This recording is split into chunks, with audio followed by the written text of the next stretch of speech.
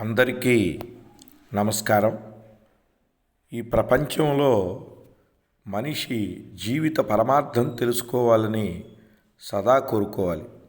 అవును, ఒక యువకుడికి జీవిత పరమార్థం తెలుసుకోవాలని అనిపించింది.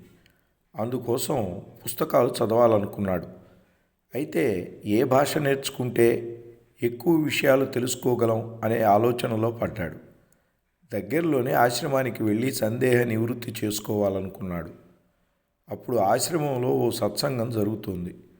అక్కడికి దేశ విదేశీయులు, పండిత పామరులు వచ్చారు. దానికి హాజరైన ఒక పండితుడిని ఆ యువకుడు ఏది గొప్ప భాష, ఏ భాషను నేర్చుకోమంటారు అని అడిగాడు.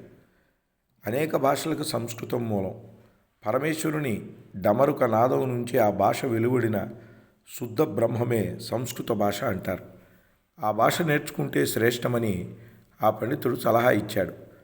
అక్కడే ఉన్న ఉత్తర భారతీయుడు హిందీ నేర్చుకోమని సూచించాడు.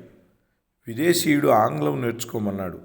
ఇలా ఒక్కొక్కరు ఒక్కొక్క భాష నేర్చుకోమని చెప్పుకొచ్చారు.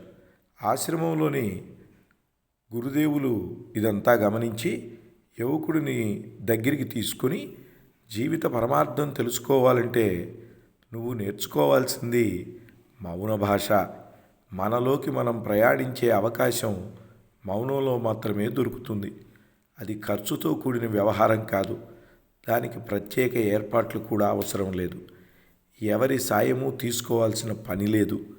మనకు మనమే చేయగలిగినది, మనకు మనం మాత్రమే చేసుకోగలిగినది. మౌనం వహించి మనల్ని మనం గమనిస్తే చాలు. ఆ మౌనం మనకెంతో నేర్పగలదు. ఈ ప్రకృతితో అనుసంధానం చేయగలదు. మౌనంలో ఉండి మనలోకి మనం తొంగి చూడాలి.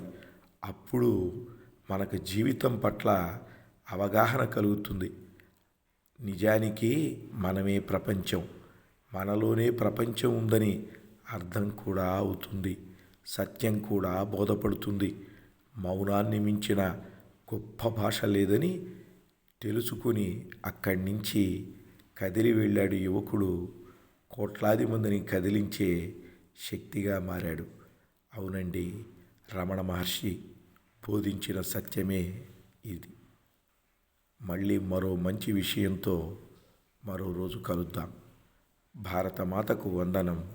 తెలుగు తల్లికి అభివందనం. వందే మాతరం.